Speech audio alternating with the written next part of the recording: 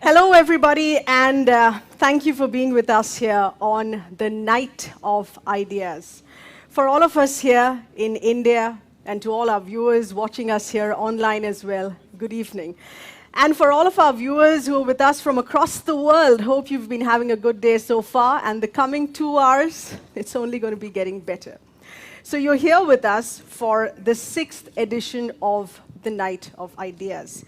It's an annual event which is dedicated to free circulation of ideas, new concepts, new understanding of established notions, established norms as well. And this year, the theme is closer, coming close. And very interestingly, playing with the paradox of what we've lived in the past 1 year of the pandemic, where it's all been about social distancing, about stay at home, work from home, lockdowns, stay away essentially, and stop meeting and interacting with each other. But has the common suffering and this common reality actually brought us closer? Has it also helped us revisit, restructure, and re-understand our concepts of time and space? Now, this might sound a bit abstract to begin with, but I assure you in the coming 2 hours, you stay on with us, and you're going to walk away, and you're going to be feeling renewed with a fresh outlook on new ideas and a new outlook on how to go ahead now and henceforth, post the pandemic, in the post-COVID world 2021. This is a 24-hour-long global summit, which is across 103 different countries, across 175 cities, out of which we here in India have a 2 hours window to discuss these ideas. So let's make a start. And we're making a start with something that's very special for us, which is food. And this is about heritage food, something that's been around for centuries and is still equally popular here in India. We're going to be exploring the tastes and smells of Old Delhi, which is wrapped in layers of history, of space and time. We're calling this the Nocturnal Walk in Old Delhi. This is with the Ambassador of France to India, His Excellency Monsieur Emmanuel Lenin, along with celebrity chef Manish Mehrotra, who is the chief chef of the Indian Accent. That's what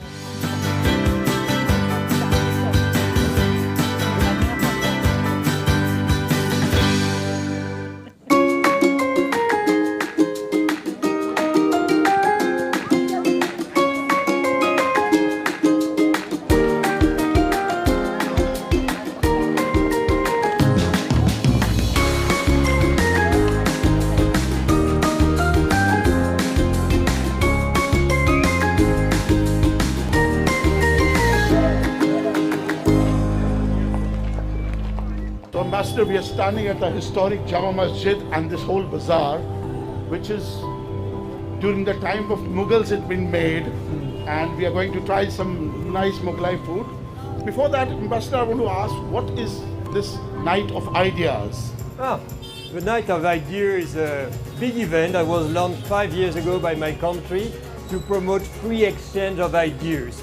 In many countries, taking place every year now, in more than 100 countries worldwide, more than 175 cities, but obviously India comes at the top, because India, like France, we like to debate, we like to have discussion, that's in our DNA, and you can see it in many parts of India. I was in Calcutta recently, we have this Ada culture, but also obviously here in Delhi and in other parts. And this year, it's a very special year. The main topic of the discussion is about time and space, because the relation between time and space, because COVID has introduced many changes. Time and space have shrunk a lot during COVID, and many people got disturbed or their life much altered by this. So we thought it was a good time to debate and to think together about that. And what better place than Old Delhi, where space is very narrow and culture and different period have been merging, are intertwined, so we thought it was a wonderful venue, and we thought that we could do it through food. Absolutely. And thanks to you for you coming. so much. That's great. So let's go and try some food. Of course, yeah. I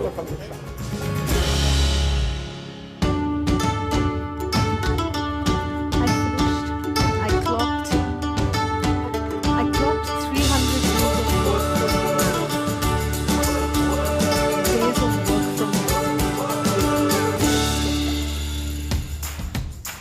Ambassador, this one is a Sikh kebab, which you'll find in all different types of places. In Istanbul also, in Kabul, Afghanistan, Pakistan, all these places you'll find this.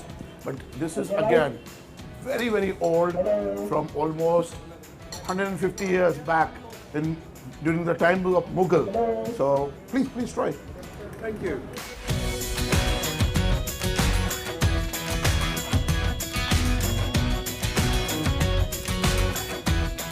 This one is a Rumali roti, means bread as thin as handkerchief. Where does it come from? What is the origin? Its origin is, you can find it in Old Delhi, on different parts of North India. And you just roll your kebab here with it. So this is the brain curry. This is goat brains. Very, very delicious. It's good, huh? It's good.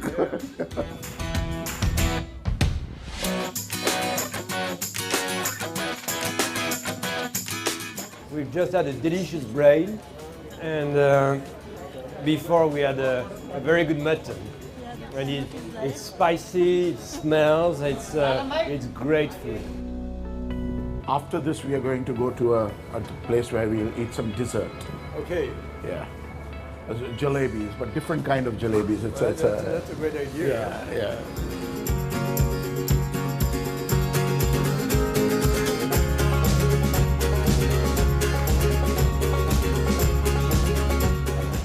It's very juicy inside. It's flat in the mouth, it's very good. It's sweet, but very different.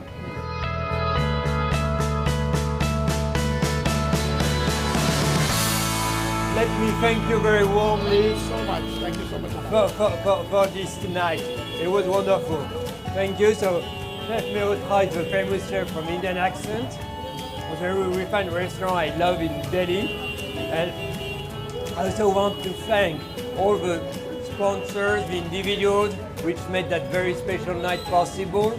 I would like to thank especially Miss Sudha Murthy and Mr. Narayana Murthy, who made India the center of IT globally and who made this night possible. Would like to thank also France 24, the international news channel, who promotes a French view of international affairs and bring people together. I would like to thank also, obviously, the Indian Ministry of Culture and the Architectural Survey of India, who made that night possible. I'd like to thank also the network of the Alliance Française in India, and obviously Times of India, the largest and oldest media outlet in the country.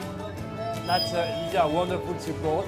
And to conclude also, let me say a small word to thank all those who will make possible some artistic, some musical intermede during that night, especially the Lalit Academy and prominent artists from both countries. So thank you very much. Thank you, Chef, for this visit. And I think we should do it again together. Huh? Sure.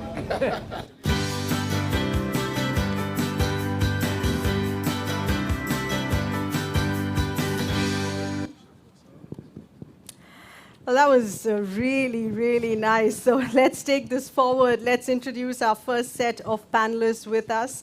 We have with us Ms. Barbara Pompili, Minister of Ecological Transition of the Government of France, Ms. Sunita Narayan, Indian environmentalist, as well as the Director General, Center for Science and Environment. We have with us Dr. Susmita Mohanty, spaceship designer and entrepreneur, and Dr. Shashi Tharoor, best-selling author, Member of Parliament Lok Sabha, as well as former diplomat. Welcome to all of you with us here, and to you, Madam Minister, welcome to India. Thank you. I'm very happy to be here with you tonight. Let's take this forward with you first. Minister, as we know that you are an environmentalist. You've been right from the start, at the beginning of your career, and also through your different responsibilities, both at French Parliament as well as being in government. And you've witnessed a global awareness of the state of emergency that we live in right now. Now that we face the most serious crisis that we've seen of this century, and this is of course pertaining to COVID, the pandemic. Do you say that the pandemic has made ecology fade away, or that time has changed? Thank you very much for this question. It's true that the sanitary crisis has been so sudden, with such tremendous consequences for all of us, that there's a risk for people to forget the origin of the crisis. The ecological crisis is present more than ever, and I mean it at two levels. The first one is collective, with the rise of global awareness. Look around, strong political framework, civil society mobilization, the US back in the Paris Agreement. Those are the proof that we are less and less turning a blind eye on the state of our planet. We slowly start to learn from our previous mistakes. The second one, of course, is more private and individual level. With our friends, family, at work, we all share a common concern that a pandemic can shake deeply everything we believed was intangible. But then, can we now listen from that and understand that we are heading towards worse if nothing is done with global warming and mass extinction? With the COVID-19 pandemic, maybe for the first time ever, we realize a very simple truth. We are all in the same boat. There is no planet B. Yet this pandemic is enlightening the interdependency we all live in. Through it, we have discovered that Wuhan is directly connected to some factories near Paris. Okay. That the Alps mountain can generate clusters thousands of miles away. That there is no action here without consequences there. In short, World Village is no longer an expression, but a reality. And it's for me a turning point in the way we cope with the ecological crisis. Okay. In the last 5 years, we've seen every day the daring consequences of global warming. Millions of people already pay the price for it. And no one can pretend to ignore that what seemed far away before, on the other side of the globe, can today affect us all. So you see, even if COVID separates us one from another, at the same time, it brought us closer. Yeah. It's a very precious lesson to deal with the most dangerous challenge that humankind has ever faced. That's really well said. You've spoken about climate change as the biggest challenge that we face here by humankind. But do you think that the ecological crisis, which is a fundamental change in the way we perceive ourselves as a species through time as well? Definitely, it's a major shift. Since Freud, it is often said in Europe that man, self-love, has suffered 3 offenses or injuries. The Copernican one, planet Earth, is just one planet amongst many others, and it's certainly not at the center of the universe. The Darwinian one, we are one species amongst other species. We just lie at the top of the chain. And the Freudian one, meaning we are not entirely the master of our behavior. To those, I would add a 4th blow to humankind's self-love. Scientists have proved that we are destroying our home, our planet, and that we entirely rely on ecosystems for our very survival. That's a major breakup with the old modern idea, as we say in France, the idea that humankind can rule the planet the way it wants without facing any consequences. And it goes even further. Scientists reckon that a new geological era began, the Anthropocene era, in which the impact of human activities is driving force on our planet. So you see, the ecological crisis has already reshaped the conception of humankind as a species, because now we enter the time of adulthood. Yeah. We have to face the consequences of our action and must act to correct it. And you talk about the time of adulthood. I mean, without wanting to sound dramatic about it, do you think that it's going to be coinciding with the end of humanity? In short, is it too late for us to reverse this crisis? No, certainly not. Let me tell you an anecdote. Recently, I had an audition in the French Parliament, and one MP suddenly turned to me and said, "You're always smiling, and you always look happy. It's unbearable. This crisis is serious." Mm-hmm. But you see, I'm a real optimistic, because hope, like smiling, is contagious. And because people need hope, and we shall never give up. And we owe this to our children. Mm-hmm. So what humankind has made, humankind can reverse. It requires mobilization, ambition, even dedication, but we can do it. Last December, it was the Paris Agreement 5th anniversary, and I think it reminds us all that when nations and people unite in the same spirit, with the same goal, there's nothing cannot be accomplished.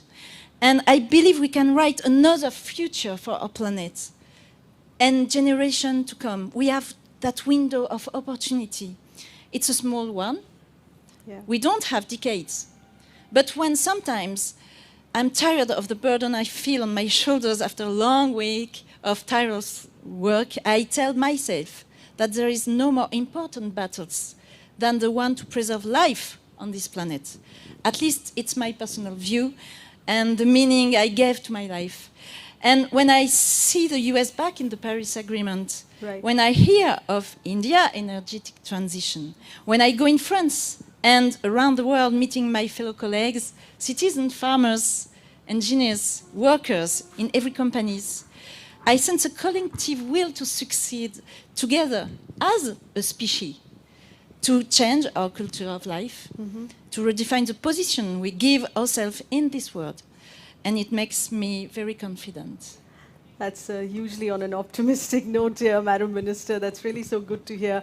But let's take forward that thought here, if I could bring in Dr. Sunita at this point, of what we've seen through the past year of the pandemic, and to understand if it's had an impact on the environment crisis, and in what way. I mean, of course, during the period of the lockdown, we were all very happy with aspects of nature coming back.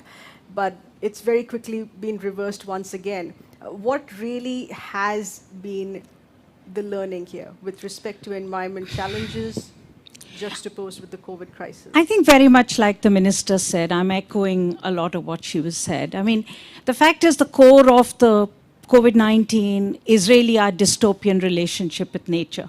I mean, we talked about food, we looked at the food pictures. We have to understand just how messed up our agricultural system is today, our meat growing system is today, that we are beginning to see from COVID-19 to avian flu to everything else that is happening. And that should really make us think once again about, you know, the fact that a little RNA, it isn't even a DNA, it's an RNA, which has brought the world to its knees. I mean, that's the power of nature. And that's something that we as human beings, for once, I mean, I think this very masculine science that we have been, you know, practicing for so long, I would have thought that would, for once we would sit up and say, you know, well, nature's teaching us a lesson. But I don't think we're doing that. And I think that's where I'm not so sanguine as the Minister is. I think COVID has actually shown us just how broken the global system is. It has shown us just how completely the world is not able to act together. And it scares me because as a climate activist, as somebody who's spent 20, 30 years now fighting about an equitable, ambitious climate agreement, it actually tells me how completely broken global leadership is. I mean, we cannot come together in a crisis like COVID. We cannot come together to discuss how vaccines will be distributed to every person in the world. We cannot understand how interdependent we are, that if COVID remains in one region of the world, it's going to keep the rest of the world unsafe. And our leadership, our global leadership, and I think, Shashi, the UN, completely lost. And this is really where we are inheriting the climate crisis. And I just want to end by saying, you're talking about the night of ideas. We're talking about time. And for me, as an environmentalist, I think I was thinking about how would I see time? I see time as the time that we have lost. Okay. The years that we have lost in procrastination, in delay, in looking for every smart way not to act. And today the world is talking about net zero, 2050. Let's have an ambition for 2050. I mean, what are you going to do next year? Okay. What is your trajectory to reduce emissions by 2030? So I think for me, the question of COVID should make us understand both the vulnerability of human beings and the inability currently of our leadership and we as people to come together to face a common enemy. Let me take that point to Dr. Susmita, what Dr. Narayan here said about targets. And you've spoken about how time needs to change to drastically affect every goal, not go by the 24 hours a day grid that we have, but perhaps look at a 100-year target. I think what I was trying to, during our conversation, propose is we need to recalibrate our perception of time as Homo sapiens. We are so stuck with this 24-hour clock, 365-day a year. We need to move away from this Gregorian way of looking at time and think in 50 years or 100-year cycles to then be able to get the right perspective that we and humanity needs to deal with the crises at hand. What I mean by that is today I was reading this article in The Guardian which said that the planet is at its warmest in 12,000 years. Now, how many of us here, there, and out there think of time as 1,000-year cycles? I think we need to change our perception of time, most certainly. And even if you take a smaller quantum of time, let me give you some satellite data to put things into perspective. There's a NASA ICESat series where they're looking at creating a comprehensive portrait of ice melts in Greenland and Antarctica. I've been to Antarctica, I've been to the Arctic. In a 14-year period, that's short enough, I mean, we're not talking about thousands of years. In a 14-year period, Greenland, on an average, has lost 200 gigatons per year of ice melt. And Antarctica, 120 gigatons per year. Already accelerated? Over 14 years, and this is per year. Just to give you a sense, a gigaton of ice is the equivalent of 400,000 Olympic-sized swimming pools. Wow. Okay? And I mean, again, it's a matter of perspective, and I often tell, especially Gen Z and the millennials, you have to see Earth from up there, you know, and get a sense of your home planet. Sort of get out of your silos and get the big picture. Because take your planet back. I mean, we've done a very poor job, really.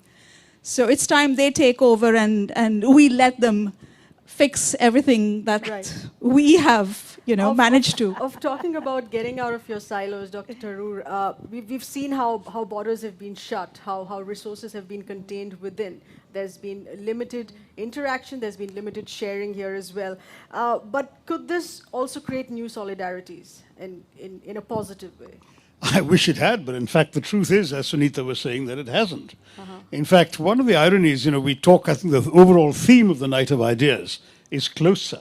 But have we really become closer? In a paradoxical way, in the pre-COVID world, we were able to connect with the rest of the world very easily, and we were also able to meet people. How many functions like this have we had in the last 10 months? I certainly can't recall another one in my experience. And therefore, the fact is that we have become more estranged. Now the threat lurks in the stranger whose hand we can no longer shake. In the loved one, we have to think twice before hugging. I mean, there are dangers that have made us shrink from each other. The world is receding from each other. And when it comes to geopolitical solidarity, you have something like COVID, a world-class pandemic. And instead of that, bringing countries together to identify its causes and to tackle it collectively, for all the reasons Sunita said, you obviously cannot draw a border that the virus will not cross, it'll cross everywhere. Instead of that, we had a situation where there was finger pointing and blame, where one major country withdrew from the World Health Organization, where you had actually a number of situations in which I think Mrs. Pompili knows that in Europe initially, there was a huge debate about whether they would even show solidarity to each other. And one of the first temporary, as it happens, victims of COVID was the Schengen Agreement. Suddenly, instead of border-free, passport-free travel, the borders went up again. So solidarity was not the instinctive response to COVID. Yeah. If anything, it actually meant more barriers coming up and pushed us further apart. Okay. And the worry is now you're seeing that extended further. As Sunita rightly said, Yeah. we're seeing now a battle for vaccines. Each country wants to corner as much of the vaccine market for its own citizens as possible, instead of, again, a collective global enterprise to get vaccines to everyone. And that takes us back to 10 months ago when the crisis first broke and there was a worldwide shortage of PPE kits and masks and ventilators and so on, and countries were scrambling for their own supplies. And if anything, the lesson they said is we don't want to be dependent on others. I remember the horror with which America realized when China locked down that 100% of their ibuprofen, their favorite drug for headaches, comes from China. And they said, why do we have that situation? We must move supply chains and production lines closer back home. Yeah. India is a world-leading manufacturer of inexpensive drugs, but we discovered 75% of our pharmaceutical ingredients are imported. So again, the same sort of... So if anything, I would argue that we are moving away from greater solidarity into far more assertions of self-reliance, protectionism, isolationism, assertions of sovereignty. It worries me. I think we're far away from the kind of world... We also had a mention of course, Madam Minister mentioned here as well, of the US coming back to the Paris Agreement. On ground, is that a hugely positive thing to happen here? I mean, in what sense can that collectively be looked at if we're not taking it as an individual responsibility on a day-to-day basis? It's huge. There is no doubt. It's huge. I mean, we should really heave a sigh of relief that we have a new administration in the US. Climate denial is out, and that the US is back on the table. There is no doubt that this is big. The US is no longer the world's largest polluter, but it is has a disproportionate influence both on the negotiations, but also on the fact that it is the largest historical emitter. And therefore, we need it on the table. I think and I hope, the question of time, and I love what you said, but, as an environmentalist, time for us is much more immediate. And, it's all about, we can't breathe. We need to clean up the air of Delhi, and we need to do it today. You really can't think about it in a question of a long-term issue. Climate change is the only one which, gave us a comfort of time. And, I think back on it, I was at the Rio conference, and at that time, in 1992, climate change was being discussed, but it was still seen as something that would happen. It would happen. And there was time for it. Yeah. And today, when I sit here, I echo what the minister said. We've run out of time. I mean, we have climate impacts happening all around us. We need to act today. We should have urgency. And we also know that we need transformational solutions. Now, that's where I think the question of the US, Europe, India, China, all of us, and the leadership that we need now to take the world into that more transformational mode. Because still now, our leadership is still looking, all leadership, and I'm not talking about any one country, all leadership is looking for small, incremental answers. Yeah. And that's not good enough. And I think that nature of time and space today, where we need time to be on our side for the coming years is something that we need to think about. We need time on our side now. Right. What are the learnings for you, Susmita, here, given the fact that this is a health crisis which is called for unprecedented levels of international cooperation to manage the virus? If you acknowledge, firstly, that there has been a coming together, and whether this sense of coming together and using this as a tool can impact other sectors, other areas as well. I think right off the bat, so we'll have to agree with what Sunita and Shashi said earlier. I think the coming together that we had hoped for definitely hasn't happened. However, I think what COVID-19 has done is it has given the globe a chance to sort of have a health drill of sorts, where for once, we now understand a little bit of the choreography of lockdowns and unlockings, protocols, things we do for space missions anyway. You have to quarantine before you fly and so on. So I think as a planet, we've managed to do a sort of a dry rehearsal for future outbreaks. And I think there will be. Let's not rule it out. So I wouldn't say that we have come closer. I think we've failed on many fronts. Okay. Like we just discussed the whole vaccine issue. Look at what's going on now. We have protectionism in terms of who's making the vaccine, who's exporting, who's importing. We have vaccine nationalism going on. I mean, I think we are moving in the other direction. We need course correction, and pretty quick, and drastic. Huge wake-up call there, yeah. Let's in fact play out this very special message right now that's coming from Mr. Narayan Murthy, who's of course, as we know, as writer, engineer, founder of Infosys. And he's spoken out in extending support to the Night of Ideas and the cause of the Night of Ideas. Let's take a listen in.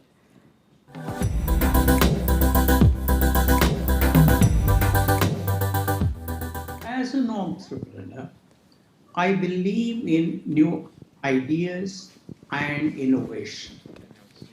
I admire the young entrepreneurs of today who are thinking out of the box, experimenting, innovating, taking risks, and reaching out in unknown realms. The Night of Ideas is an excellent platform to speak and discuss around these ideas and these challenges. My wife, Sudha Murthy, joins me in thanking every one of you for participating in this journey of discovery and imagination.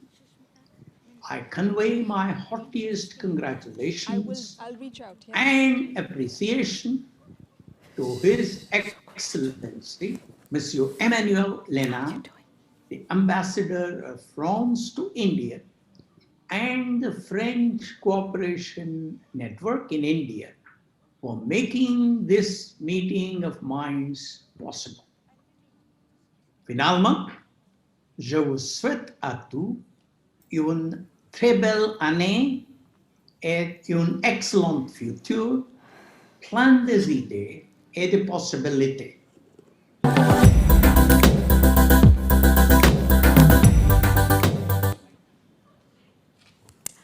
That was a lovely message here, and really heartening to know the kind of support that continues to come across here as far as the concept and the endeavor of the Night of Ideas is. Let's now play out a tiny film from you. This is by filmmaker Tariq Hamdini.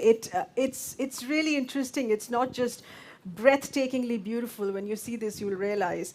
It's about a professional skateboarder, Manish Kartiki, and where Hyderabad, the city of Hyderabad that has been showcased here, never before seen visuals, a brand new perspective and the way it's been shot. And also a very fascinating concept here of finding your freedom with your skateboard and forging new relationships, bonding out on the roads here at a time of what is usually expected to be empty roads in the night. Take a look and you'll understand what I mean here.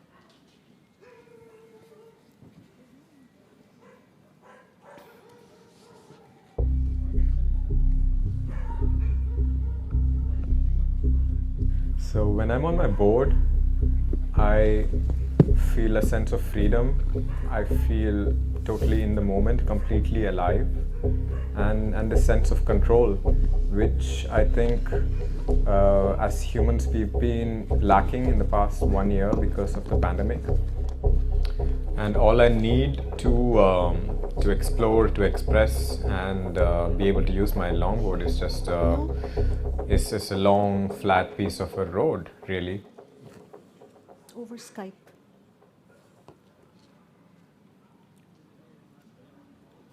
Growing up, Hyderabad was a totally different landscape. It was all rocks and boulders, and Hyderabad has this history of natural rock formations which have been existing since millions of years. Today when I'm there, I realize how much as humans we have changed the landscape, and how the same boulders that have taken so many years to form has become cement, and how the hills have turned into these clusters of super high rises.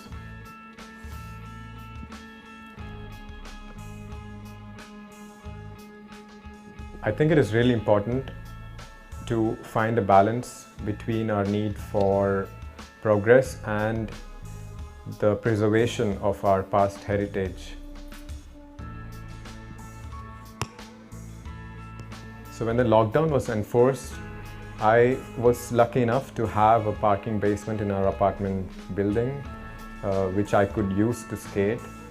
And after the lockdown was eased, I ventured out mostly in the nights to find spots which were safe enough and good enough for me to skate.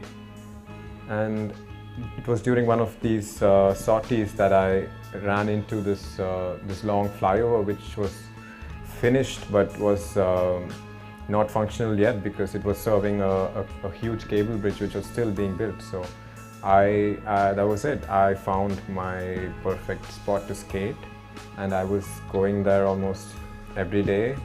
Initially it was all me by myself, and with every passing day more and more people started coming.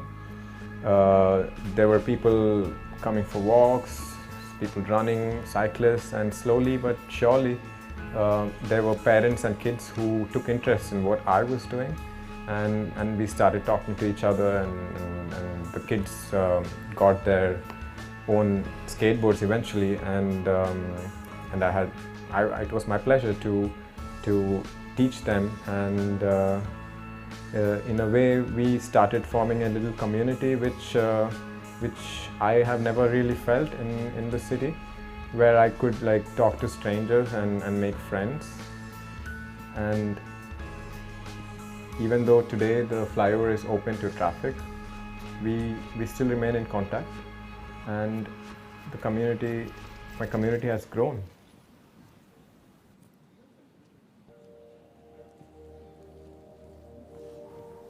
So recently I was at a spot that I used to skate before, and the road was built by cutting into a hill, and this time when I was there, I saw how one side of the hill had completely caved in, and the road was filled with boulders. And me being me, I never miss an opportunity, and I took this up for me to climb on boulders again as I was doing before. I found it really funny because all this while we have been cutting into the rocks, and there was the rocks now cutting into something that we built. So it was a sort of a revenge, and I find it funny because it was like a complete cycle of we playing with nature and then the nature playing with us. In our cities, I find ourselves moving between houses and our offices and cafes and gyms, and always being in our spaces of comfort and never really stepping out of our bubbles to meet new people or have new experiences, learn new things, and which I think is one of the most important aspects of being alive. And my experience on the flyover has shown me that people innately have this desire to connect with new people, to interact with new experiences, and this feeling of togetherness came with the ability to meet new people and strangers.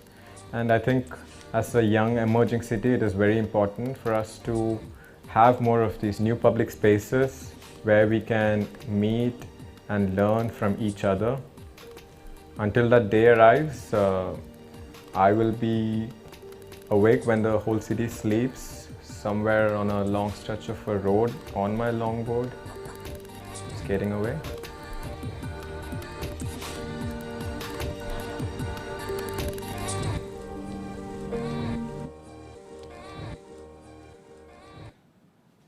That was so beautiful. Personally, I really like this film because it's such a fresh outlook, a fresh perspective of coming together, and really in an unexpected scenario here. Let's take the discussion forward. Let me introduce our second set of panelists here. We have Dr. Shashi Tharoor, Dr. Susmita Mohanty, who continue to stay on with us for the second discussion here as well. We have Professor François Combe, who's a French astrophysicist at the Paris Observatory. She's here with us from Paris. Lovely, lovely to see you there. And we have Mr. Sonam Wangchuk, Indian engineer, innovator, education reformers. So good to have you here with us here as well. In fact, let me start with you, Mr. Wangchuk, because I've been so fascinated with your latest work or what you've just made. And for me, it literally meant that someone has gone back in time. You've gone back, literally gone back a season in making your artificial ice glaciers at a season where it's not made, making it in springtime and having water trickling down from it and making it available for irrigation purposes. That, of course, resolves an immediate concern for the farmlands, for the farmers. And it's great that it works that way in resolving an immediate concern. But do you feel that it has played with the natural order of things? Or I mean, it's played with the concept of having glaciers at a time when it shouldn't be there, and that could have a long-term impact. I mean, an immediate positive, but perhaps playing with something that could have a long-term impact. Okay, thank you very much. I think the reason why some of us in the remote mountains are having to resort to, attempt something like artificial, I would say, baby glaciers, is because we have played in a big way with nature. And that's why we have our natural glaciers melting away very fast. That compels us to attempt such things. It's insignificant compared to what nature had gifted us, or the whole of the Himalayas. Right. And because of climate change, we are having to resort to this. I wouldn't even claim that it is a solution to our problems, even in local spheres. It's an attempt that could bring us some relief for some time. But what is more important is rather than looking at whether this little thing would affect anything bigger in nature, we should reflect in why it is happening. Why are we compelled to do this? We cannot solve Himalayan glaciers melting by making a few cones of ice. Okay. The reason really is not in Ladakh. The reason is in New Delhi, New York, Paris, Beijing, Bangalore. And that's what I would like to draw the attention. Ice stupas, more than an answer to water crisis we feel in the Himalayas, is a message, is a distress call, is an SOS message to the world that we are at the forefront, and those at the sea levels, like your part of the world, and in between, soon people will join. So it's best if we mend our ways and change our behaviors before we all are in the same soup. I mean, so what you're saying is that this is very minuscule, small playing with nature compared to the damages that have already been done. This is not even playing with This is not nature. even It's playing, actually okay. healing nature. When you are sick, you have medicines, yeah? And these are herbal medicines. They don't Yeah. use any power or pollution. We use only gravity. We don't have power, we don't have money, but what we have in the mountains is gravity. And a little bit of physics makes it happen on its own. So it's an Ayurvedic medicine to the malady that we all have caused to the planet. All right, wonderful. Dr. Francois here with us, as we said, Doctor, we were talking about how, and I keep going back to what Susmita was saying on changing the grid of a time cycle, a 24-hour time cycle that we have. How in your area of expertise here, space exploration can change and alter the concept of time in the 21st century here?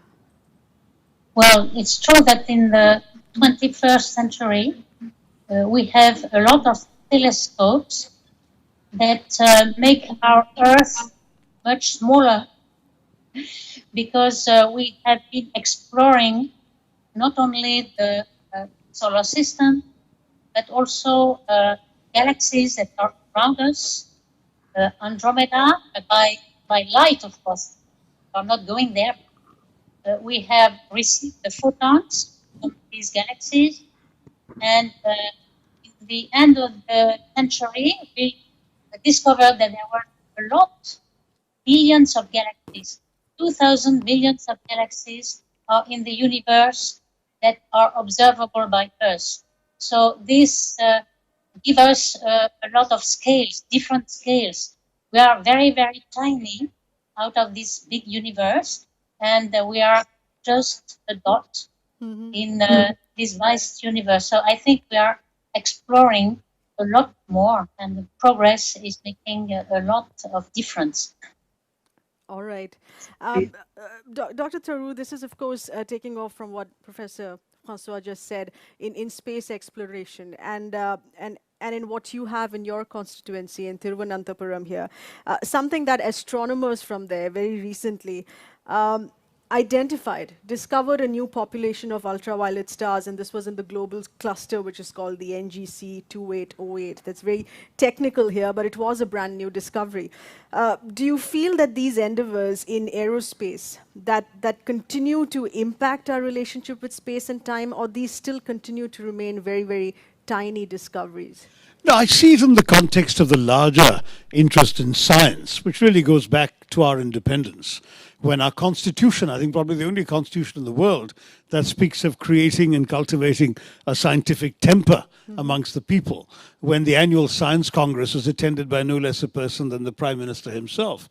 And that has altered in many ways our perception of space and time. Yes, in Thiruvananthapuram we have the Vikram Sarabhai Space Center. We have the Indian Institute of Space Science, which offers you degrees in space technology. Right. So there's a whole lot happening in India that's woken up to the opportunities. And they're great. I mean, there's no question that when you think of, for example, the extraordinary achievement both of Chandrayaan and then of Mangalyaan, the Indian rocket went up to Mars and made India the first country, and I think the only country in the world, to have actually successfully had a Mars orbiter on its very first attempt.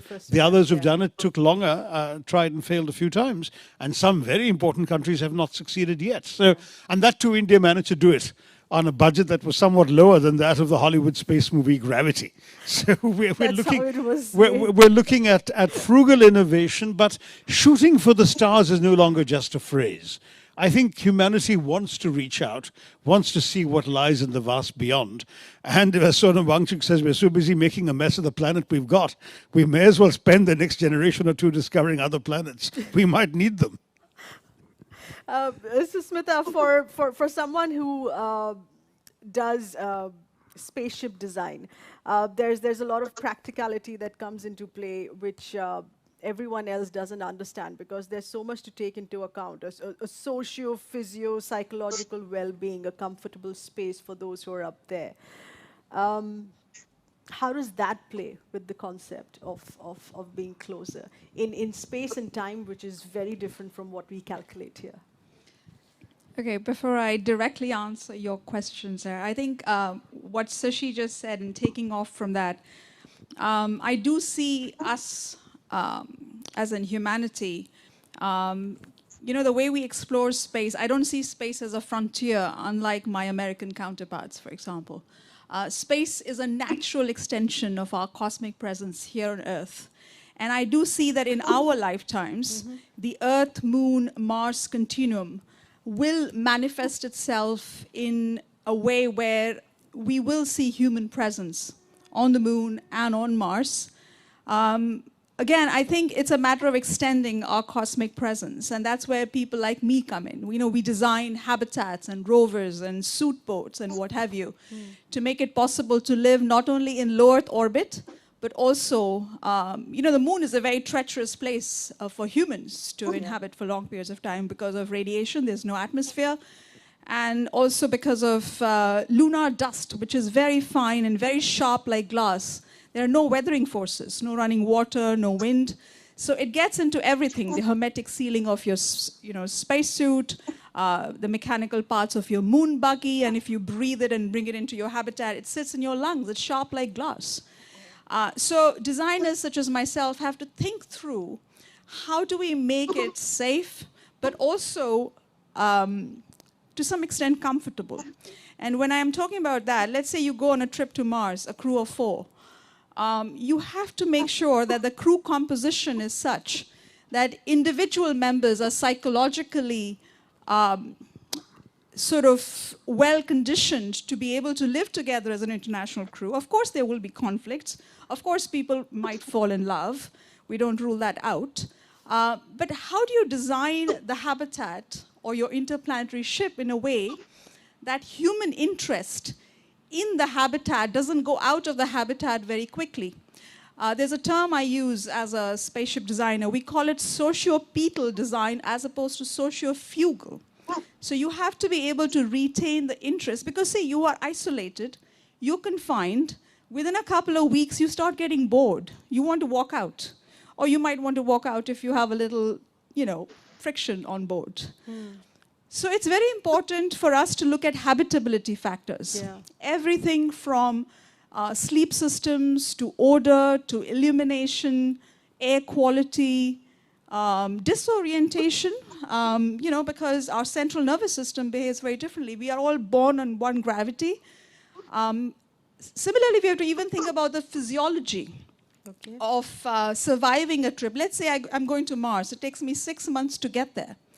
So every waking hour, when I'm not working, not doing housekeeping, not sleeping, I have to work out on a treadmill or a rowing machine or an ergo bike because I'll be arriving at 1/3 gravity. I'm translating through microgravity. My bone and muscles are atrophying. I'll be a vegetable at the other end if I don't work out vigorously for at least a couple of hours every day. So that's your physiology. And psychology, I think human behavior under conditions of confinement and isolation, actually we see examples of it in submarines and polar expeditions. We have analogies. I run a collective called the City as a Spaceship, where we look at design and architectural reciprocities between living in outer space and living in super dense cities like Mumbai and Sao Paulo and Tokyo and New York, because some of our constraints are very similar. Constraints of space, issues of hygiene, odor, psychological stresses, sociological stresses. I mean, micro-societies, there are all kinds of stresses. So I think the designers have to take a multidisciplinary approach to how they design. What really caught me was walkout space. I mean, how do you keep that in? And unlike what some of the space agencies will tell you that, astronauts are mature professionals and they know how to conduct themselves, I can tell you from the research we've done over the years, no, they do have. Like even the thermostat on the spaceship, if you have 7 people on a space shuttle, the commander has to decide where to put the thermostat. The women are colder than men. You go around the Earth in 90 minutes, 16 sunsets and sunrises in a day.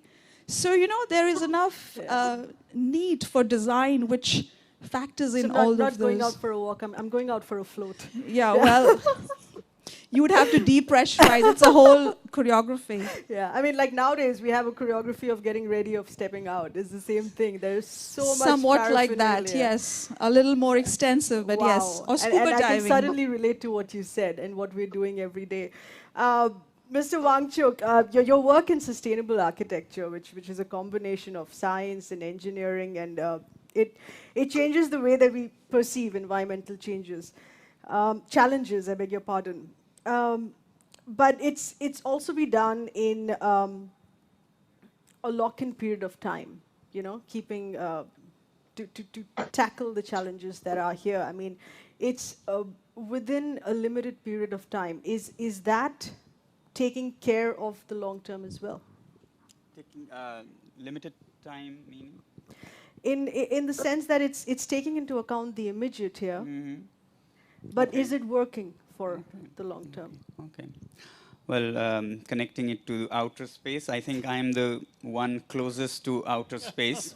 11,500 feet into outer space is where I came from this morning. And I think Mars and Moon enthusiasts could learn a lot from us in Ladakh, actually how to make it a habitat. Although I'm not in favor of that, I would rather make this Earth a beautiful place rather than trash it and go to trash Mars. Our work there is about using, when you talk of architecture, it actually connects to Mars or Moon, because when you are there, you would have to have material that is local right there. And up in Ladakh, as I said, high up, you can't be moving materials from Delhi and Mumbai. So we use soil right under your feet. And it's a beautiful material. Takes very little water, and nor do we have much. So you can make walls out of what you dig up to build your house, and you can use then the sun, and that keeps it warm through Ladakhi winters. Mind you, I'll tell you, every time I come to Delhi from my house in Ladakh, my room, solar heated room in Ladakh, I feel shivering cold. It's not at all a joke. My room stays at a minimum of 19 or 20 degrees centigrade without a blade or a drop of oil burnt, with just the sun. And here in Delhi, it's quite cold. But we don't get as much sun here, you know. You're getting more sun up there. Yeah, and the pollution tends to block some of it too. So. You have enough created, man-made to block the sun. Luckily, we don't so far. So yes, architecture has to be responsive and responsible. So Delhi could do with a lot of, knowing where the sun moves in winter. For example, it's always in the southern sky, but we don't even get to see that or understand that. It's basic geography lesson. If you apply that with a little bit of physics, you can create houses that stay warm even in Ladakh. I mean, by no standards, Delhi is cold. So it can easily be managed. Same with all countries in the world. Just because you have money and a lot of petroleum doesn't mean we can be irresponsible for our future generations. So I'm happy and proud that even the harshest, coldest place, like some people would call the third pole, we are able to live happily without fossil fuels and artificial things. And live happily too. So I would like it to, collectively, if lots of people did that, particularly in the colder, rich countries, it will have long-term impact on, houses. The impact of houses, buildings on climate change is bigger than automobiles. So you can imagine what impact it could have if we built responsibly. Absolutely, absolutely. Professor Kwambua, François, I beg your pardon, you talk about in your work and in your thesis that I've read here as well, you talk about physical infinities, and from your world of telescopes and to today's biggest challenge that comes in microscopic form here,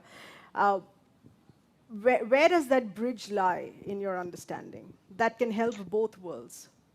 Well, to bridge with what has been already said about habitability, I would say that the telescopes have now discovered that there are 4,000 planets in other solar systems, and there in the galaxy, in our Milky Way, there are about millions of habitable planets. I mean, planets like the Earth that are rocks and with the water, which is liquid water, and turning around the stars like the sun.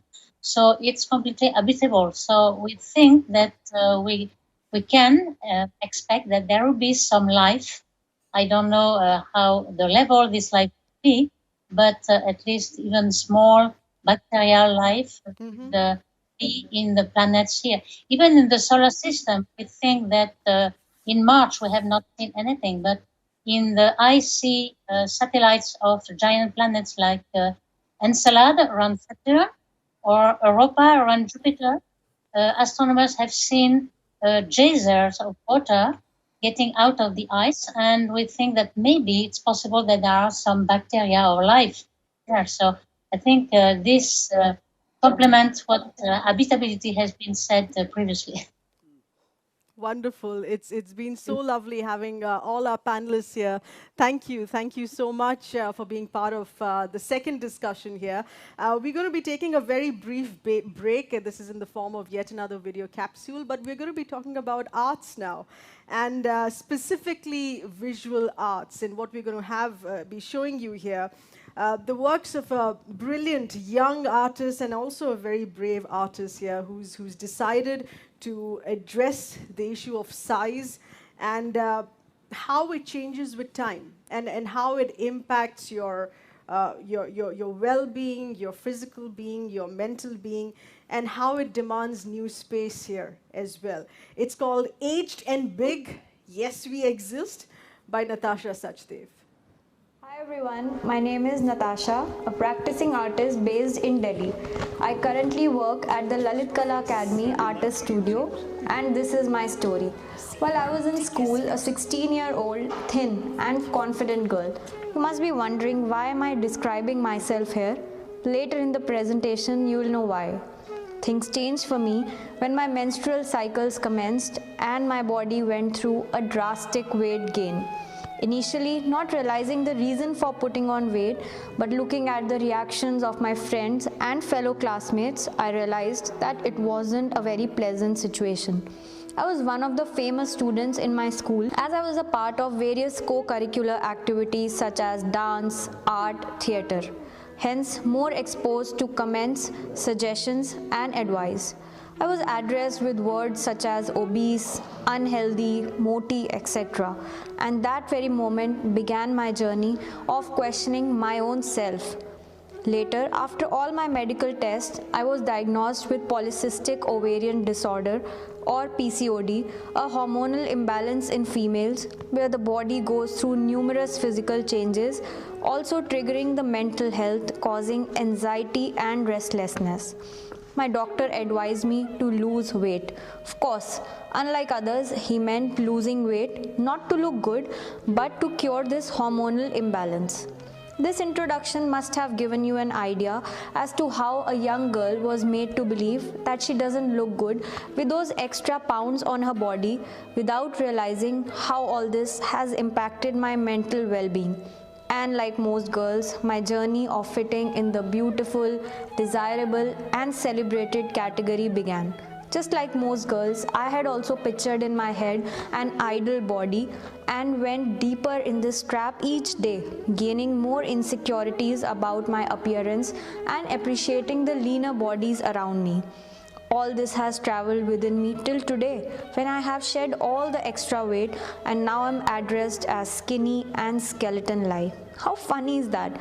I was not appreciated neither then nor now. And this is what I chose to paint because I want to convey the idea that all bodies are beautiful. Inches and kilos don't decide one's worth. The theme, space and time, has a deep significance in my works in a vulnerable and sensitive aspect. I paint bodies that are heavy, bulky, and not very appreciated in the society. These bodies need more space than those which are slimmer, as if there's a lack of space for them in this world.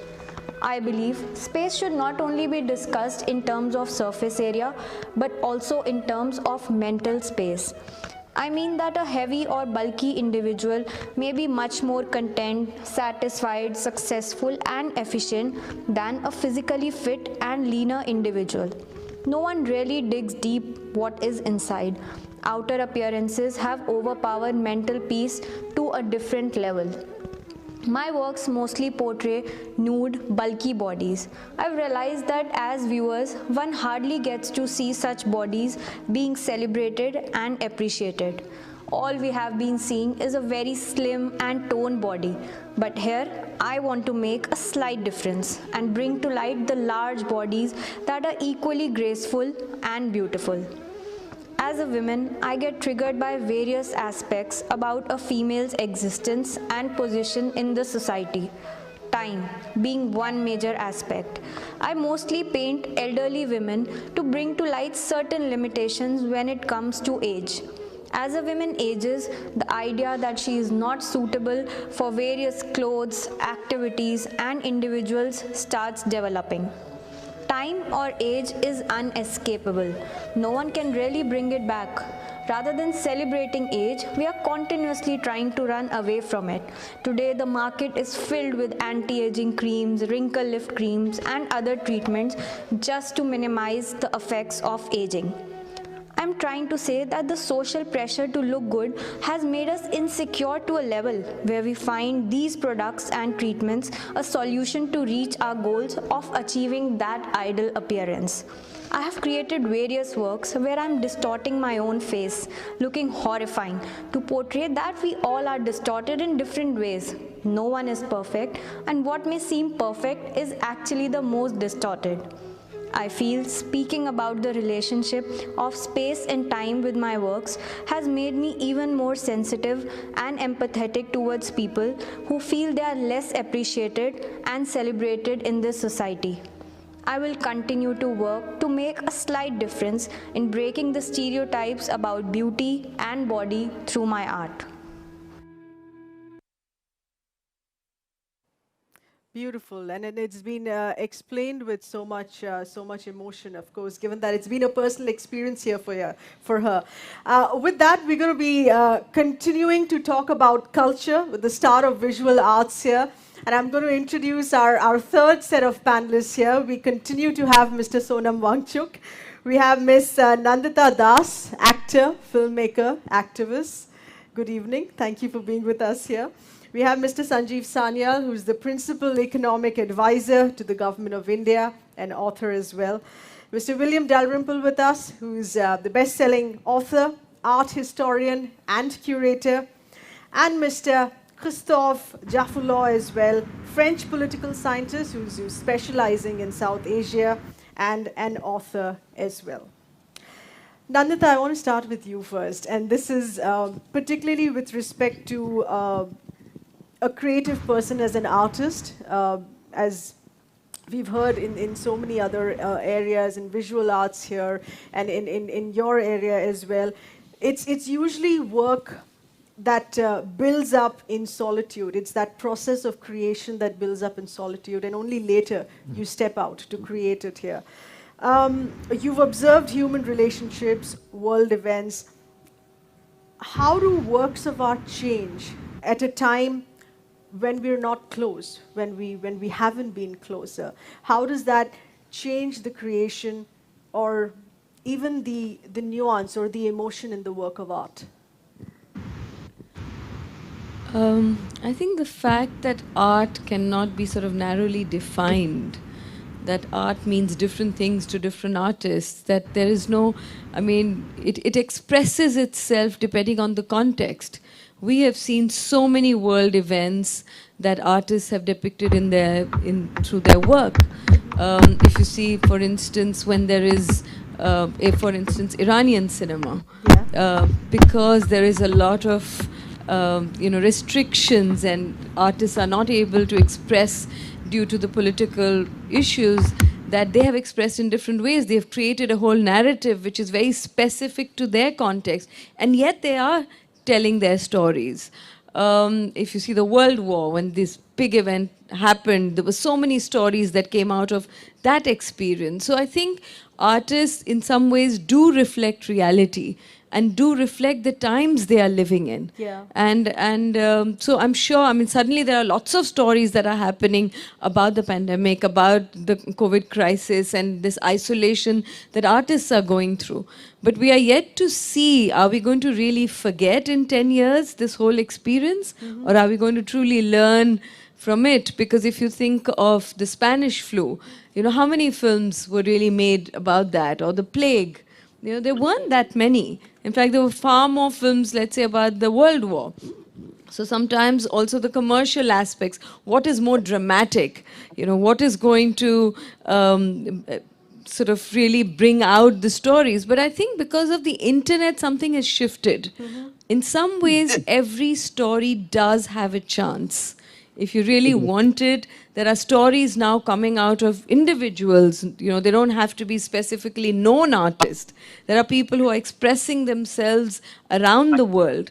So I think we are yet to see that how this is going to manifest not only in the immediate art that is coming out right now, but what's going to be the impact of it going forward. In isolation also, I think there is more time to reflect. I'm sure all of us have introspected and reflected a little more about how we want to live, what are our priorities, what do we want to express, how do we want to share, how do we, you know, what is our relationship with each other, to the world, collectively. So I think there is going to be, that expression is going to come out. It already is.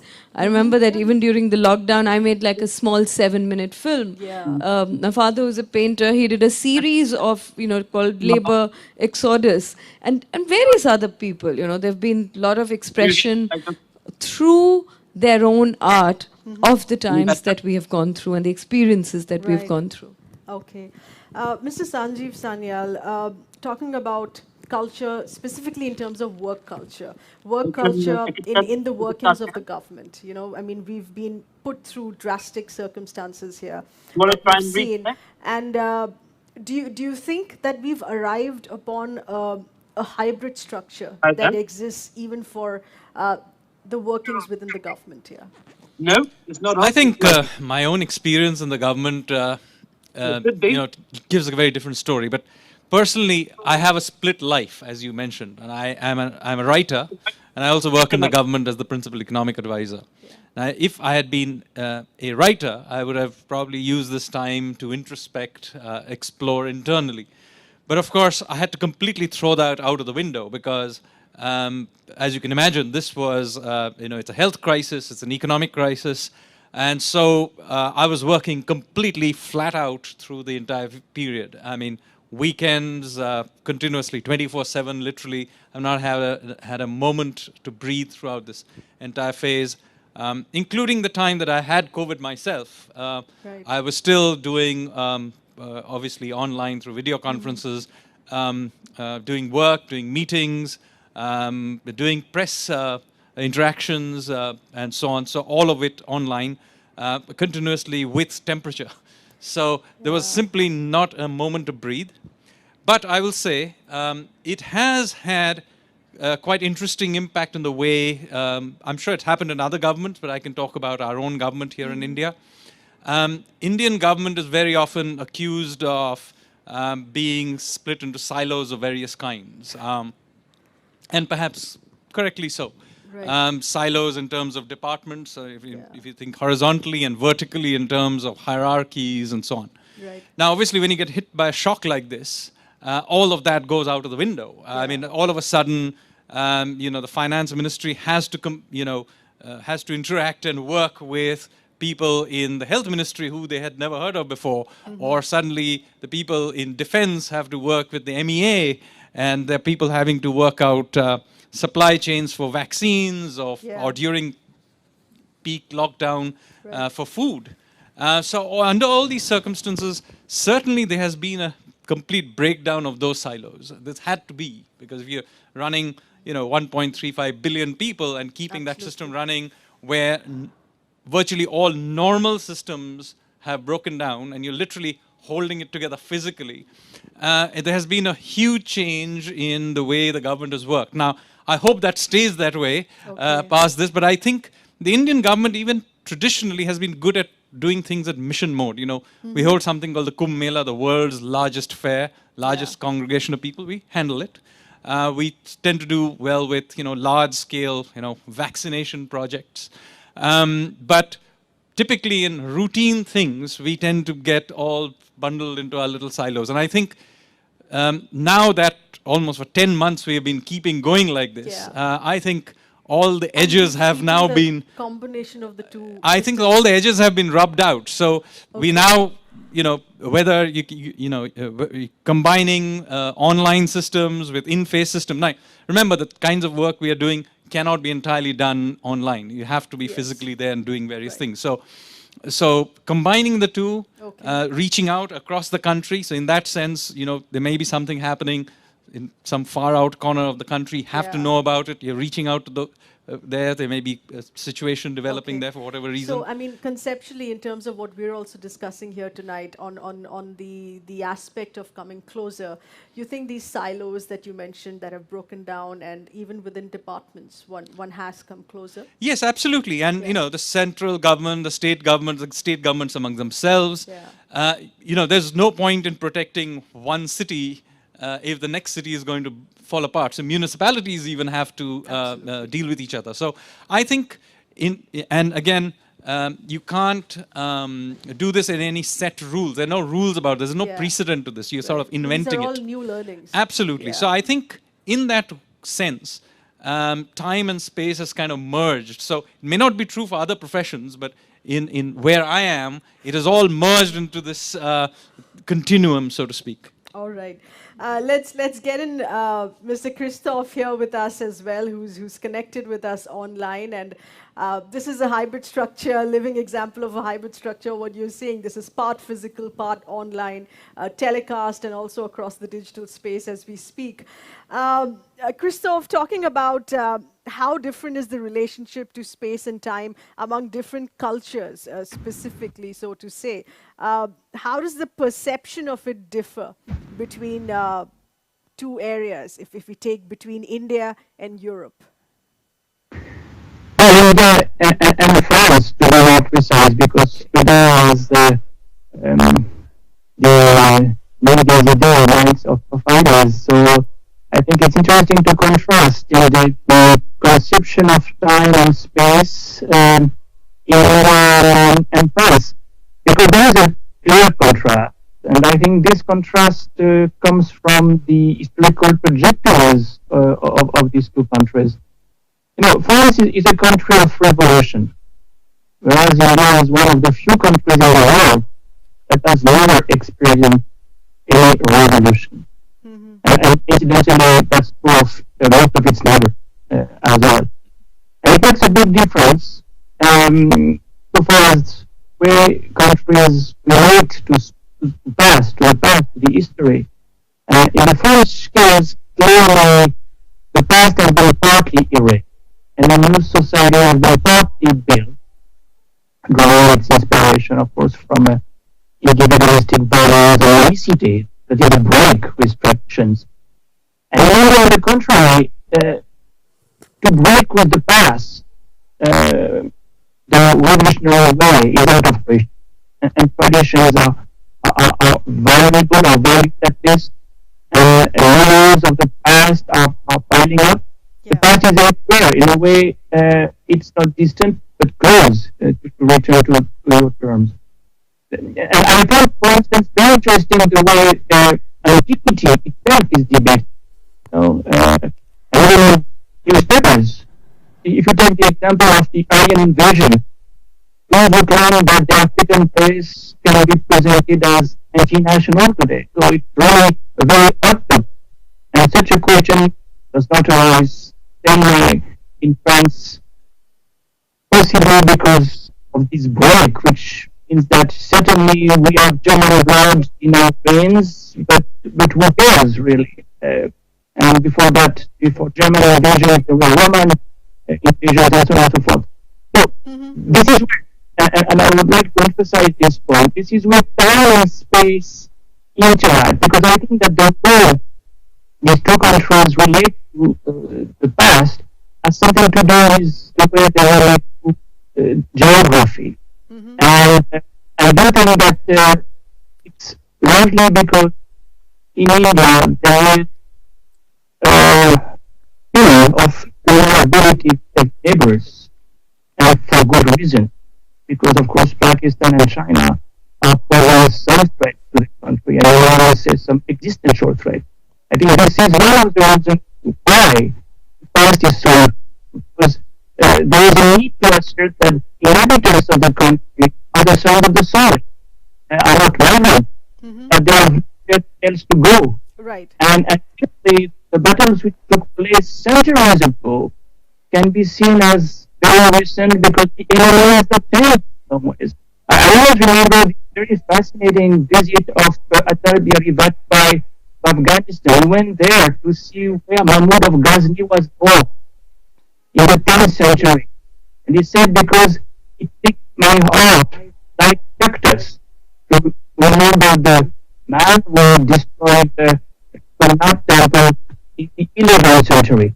Well, this is where time and space interact very clearly, and you can give anything similar on the French side. Sorry for having in detail, but I think this part was particularly interesting. All right. Okay. Mr. Wangchuk, to you next here, talking about local culture and lifestyle decisions that are taken on local culture, such as in the previous discussion, you talk about how we're using solar energy and feeling much warmer in Ladakh than you feel right here. Can intelligent aspects of local culture impact geographically different areas as well in improving lives? One thing that I very much value in places like Ladakh, which are very, very resource challenged, is the sense of frugality, sense of, maximum out of minimum, using little resources and creating impact. We do not have, for example, all the wealth and resources to make a winter warm in Ladakh. It's cold. But our people have been very innovative, our ancestors, and that's what I would like to see in the world. And innovative not just with gadgets, with whirring gears and belching smoke, but for example, in Ladakh, the winters are very cold, but the way to deal with it has been, while children look forward to winters, because that's the time when storytelling starts, all through the winter. And the day you see greens coming out, sprouting out, storytelling becomes a sin. So that's the local culture, that all children know, and grannies make sure they know that now the greens have come out and storytelling is sinful. I used to wonder as a child, why sinful? Why sinful? I was very inquisitive. Later I found out that that was a beautiful way of reserving storytelling fun for the winters when there was nothing else to do, and in summer you have so much to do and entertain yourself in the fields, so you ban it in a way. That's a beautiful way for children to look forward to. For grown-ups, come winter and people are looking forward to all the festivals in monasteries and villages, because festivals are all held in winters and people count the winter away from festival to festival. That was a very wise way of seeing how to, make not just material resource, but social resources. And that kind of wisdom I would like to see in the whole world, and not just draw our comfort and satisfaction just from material things and then plunder the planet in the process. Okay, and that of course will come in if we manage to remain connected to nature, which we don't here in big cities. I mean, we have so much concrete structures and we're completely taken away from that aspect. Nandita, this is with respect to, as he said, festivals and events and occasions, which have drastically been impacted right now. How do you feel that this has been a permanent impact of curating spaces for the sake of encouraging interactions, introducing new culture, and having engagements? I mean, I think if we talk about this whole idea of coming closer, I mean, if I can just change the question a little bit, is the fundamental question is, have we really come closer? If we had to think about that, I mean, what has this really taught us? The various forms of discriminations that we had, let's say, before the pandemic, whether it's class, whether it's caste, whether it's religion, whether it's gender, have things become any better during this time? And if you think that they really haven't, I mean, look at the way we treated our migrant workers, the laborers who were going back to their villages. You know, there was almost a new form of untouchability that happened. Everybody was living in fear that, you know, that you might contract it, or we kind of literally shunned them away. The cities weren't really welcoming to them. You look at the women and children who were in the house, and we thought, okay, stay home, stay safe was this big slogan. But they were very vulnerable because domestic violence was on a rise. If you think of class, you think of religion, you know, all of these things in a strange way actually increased those kind of discriminations or those kind of divides. And which is really sad, because in some ways when you go through a collective experience, you would imagine that we are sort of in the same boat, that we are all in it together, that we would in some ways realize that our lives are so deeply intertwined, that if I want to be safe, I have to ensure that everyone else is safe, because otherwise I won't be safe.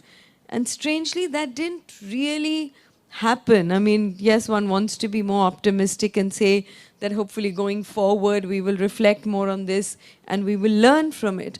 But as of now, it doesn't feel like something dramatically we are really reflecting, and dramatically we are changing in the way we perceive the other, whatever that person may be.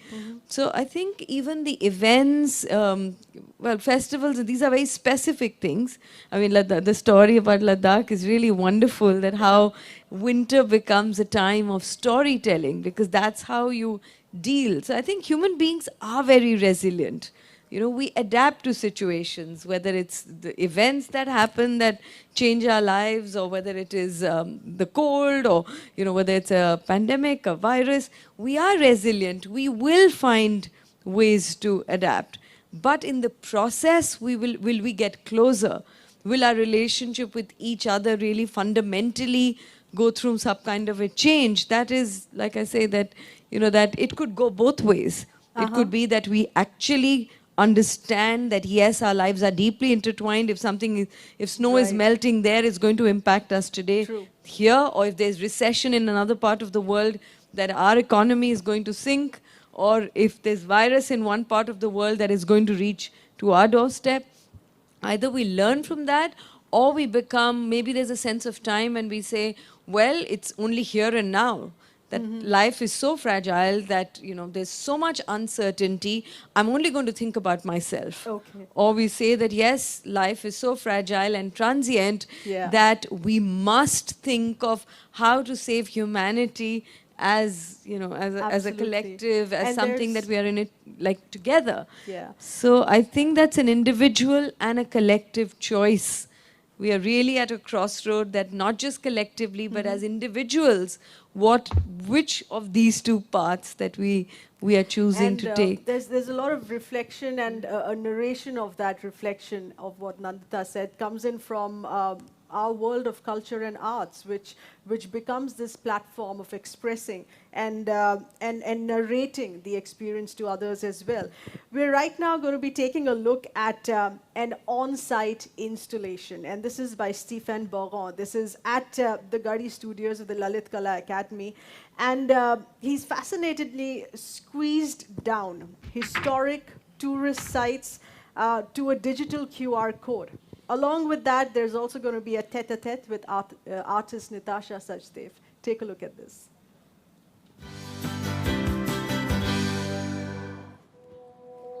Well, art has always been a reflection of our times, our lives, our hopes, our struggles, even our anxieties. More so in the middle of a pandemic, where the concepts of space and time have been so very hard to comprehend. They've been very fluid as well as hard to grasp. Which is why today we are getting you works of two artists, one from France, one from India, to show you how they have been reflecting these two concepts of space and time through their work across the year. So joining us here today is Natasha Sachdeva. Thank you so much for joining us, Natasha. She's been hosted by the Lalit Kala Academy here in Garhi, the very picturesque place of the national capital, Delhi. Natasha, how would you describe your work, your arts over the last 1 year in the middle of a pandemic and lockdown?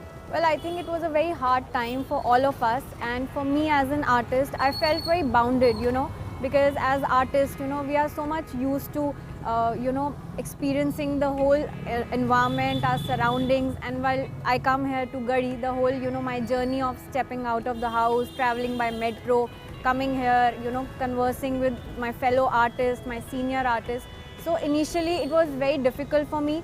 You're looking for images outside? Yeah, of course. Like when I'm traveling by metro, I sit in the ladies compartment, and the whole experience of women coming and looking at their body languages. So it has reflected in my work. But then in the pandemic there was no option and we were so much bounded. But then I realized that what I was searching for on the outside was actually on the inside, and it beautifully transferred into my works, and I guess it brought a lot of change in my works. Well, that's a very interesting thought, isn't it? When you can't step outside, look inside. After all, you've seen a glimpse already of the video of her journey through life. Let's also get you her journey through the watercolors now. So Natasha, I believe this is one of the first few works that you've ever created when it came to nudes. What really drew you to this concept? Well, I believe my fascination for body, it was since my past. I was a very thin girl while I was in school, and after my whole periods, I got a lot of weight. I put on a lot of weight, and with all the medical tests, I realized that I was going through PCOD, which is a hormonal imbalance in females. And that very moment, the whole idea of body changed for me. And like other girls, I also started believing that, the thinner is the better. So while creating these works, I really don't know how and, but where it started, but it came very naturally to me. And I don't look my works as nude, I really, the whole process of creating the layers of skin, the dark spots, and, so basically I was trying to celebrate body through my works. You really managed to celebrate, because I can see the lyrical flow in all of this. But also very interesting, the next piece of art, you've expressed what the concept of time is. If you can explain this to us. Well, most of my works, they portray, really elderly women. My fascination for elderly women, with a lot of baggage on them. Like mostly, here in India, what we see is when a lady, she comes in her 40s, late 40s, there's this, the age, it starts showing on the skin. Tell me one thing honestly, are there some people who would get perhaps intimidated by your work? Are there any patrons who'd come and take a step back with the boldness of the work that you've put out on display for the world to see? Well, I believe yes, and it started with my own family. So when I started these works, I used to take a corner in my room and try to hide what I'm painting, because people are not so much used to seeing these kind of works. And for me also, I wasn't very sure, why am I painting this, and what is making me enjoy these works so much. But then I continued my practice.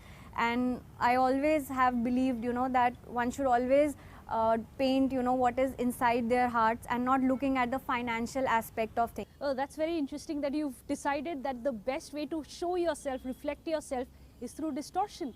In fact, let's show our audience here a small glimpse of this unfinished work, and this something which has drawn me right from the beginning, and I have been telling you about it as well. I find it very interesting because you've done this in black and white. I can see the areas where her underwear is. You've kept that unpainted. Will this remain like this? Are you going to finish it, or how are you going to finish it? Well, I believe that, sometimes when you're working and you're so much connected with your work, it gives you your answers. So when I started this work, I thought of, adding a little bit color on the undergarments.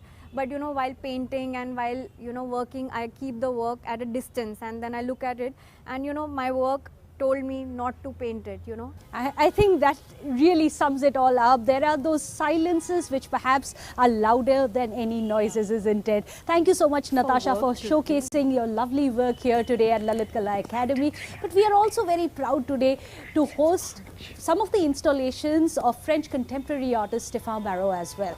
Now, he is a pioneer at techno-romanticism. Now, many people would wonder, how do you reconcile technology with romanticism?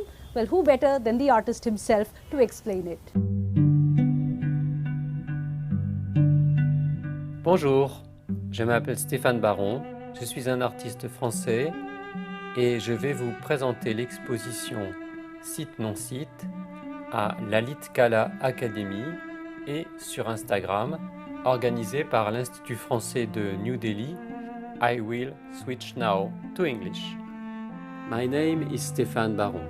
My artworks are about our relation to people and places on Earth at a distance. I have called this type of artworks planetary art.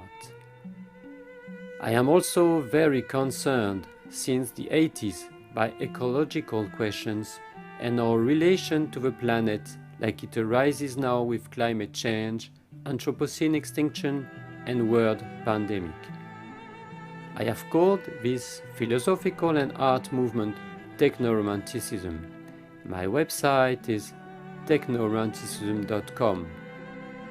The Site Non-Site project is about our access to spirituality with the internet and our relation to Earth.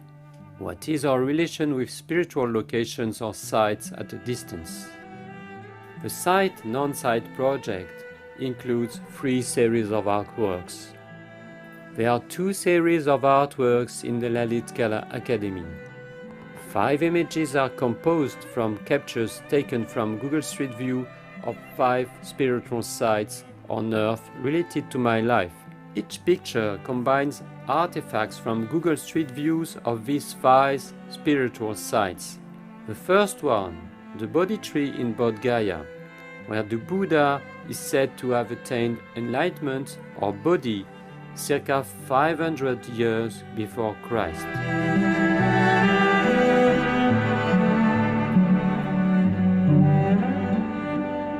The second one, Karnak in Brittany, France. Karnak is famous as the site where stand more than 10,000 Neolithic stones, also known as menhir. The stones were hewn from local rock and erected by pre-Celtic people of Brittany.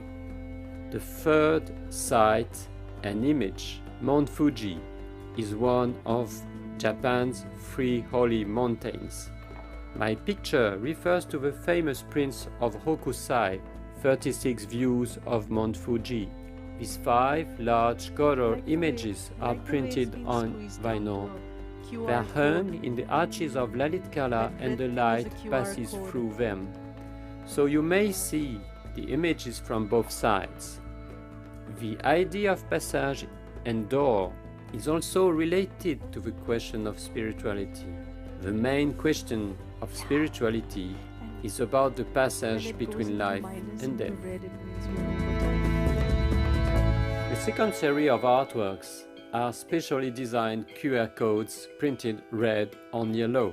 These 5 red QR codes lead each to a Google Street View of a spiritual site. QR codes, pictures, relate the onlookers to the distant site, but there is a double relation because it seems that we are related to the places, but in fact we are just related to images. People around the world are invited to send us any type of artwork related to their personal spiritual site. They may send a QR code, a picture, photograph, drawing, painting, anything that could be transmitted by the Instagram square picture or multiple picture, and the text, a poetic or a descriptive text. It could be a religious site or any site on earth like a mountain, a tree, a place that makes this person feel a high spiritual experience. So please send your artwork to Instagram at Site Non-Site or at Techno-Romanticism. I would like also to thank very much the French Institute and Lalit Kala Academy. Wow, who would have thought that you can reconcile not just romanticism but perhaps even spirituality with technology and reflect it through art? Well, yes, it has been a very long, struggle-filled year. However, at least art has given us an avenue to express not just time but also space. Thank you so much for joining me and Natasha on our small journey.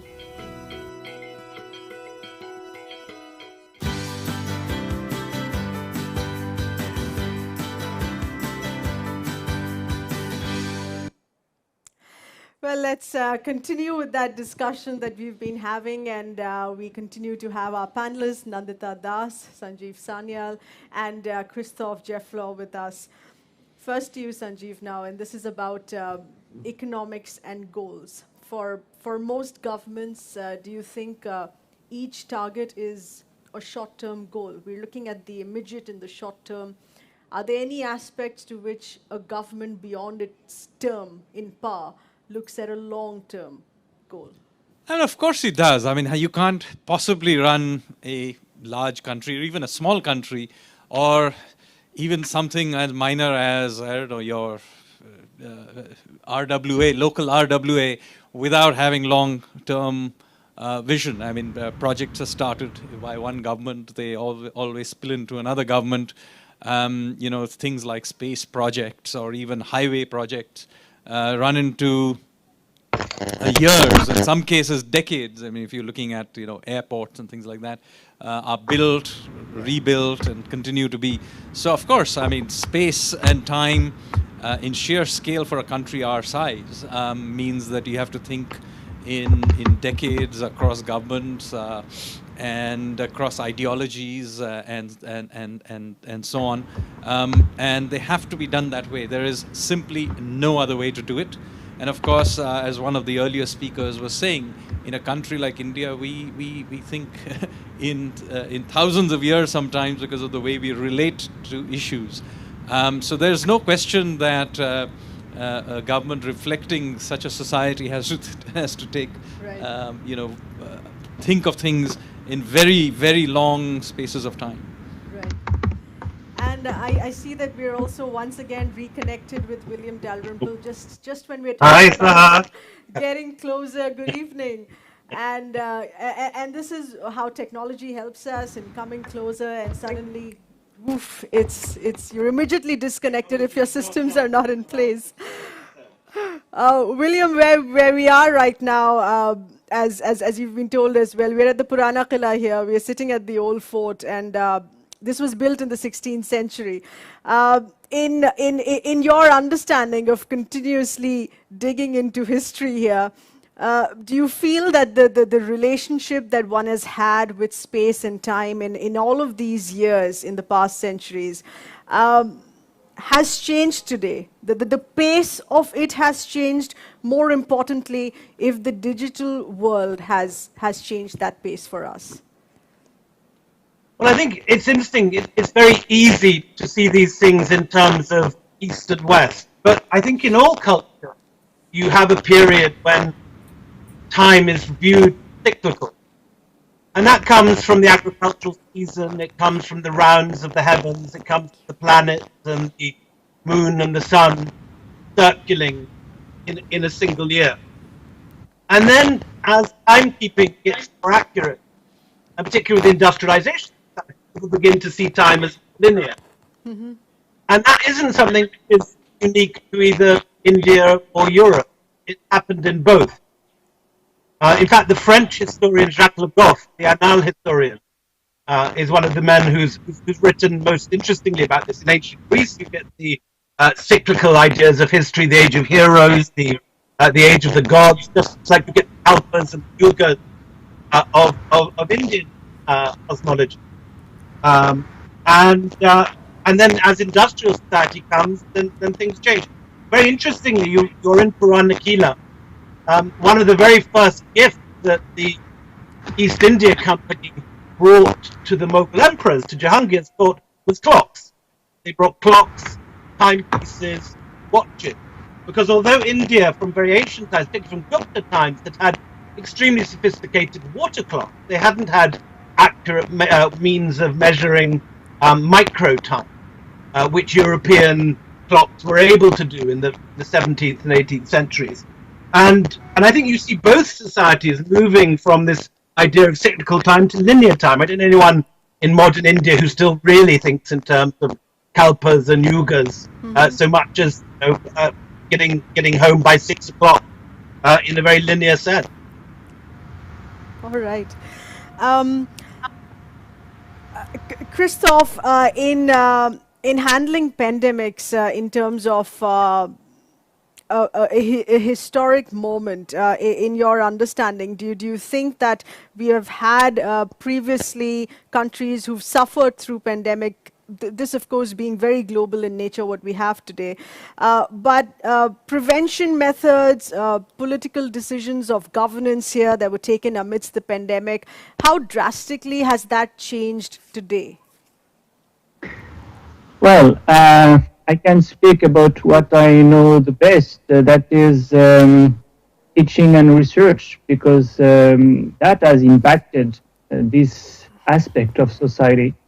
Not only because schools have been closed in many places, and that has changed family life to some extent.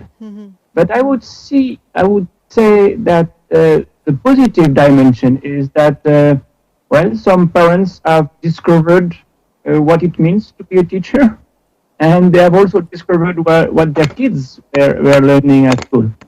Well, for my own experience, as a teacher, I must say that online teaching, of course, has affected the relationship we have with students. And it's sometimes very difficult for the students to be that isolated. At the same time, also for emphasizing the positive dimension, those who were too shy to raise their hand are now using the chat, and those who cannot afford to come to Paris or London can still register at Sciences Po and King's College and don't pay any rent. And I'm pretty convinced that for that reason, we might retain some of the dimensions of the present situation. Online teaching, I think, will remain with us for the better and for the worse. And for research, certainly, we will continue to have conferences, transcontinental conferences that will save a lot of money. So it's a point of no return to some extent. Right, but when you talk about your research, there's a lot of ground research that has been impacted in picking up things, nuances, reactions, apart from just facts which are present in text anyway. How do you think we're moving ahead on that? Yes, that's certainly a big issue. Fieldwork has become very difficult.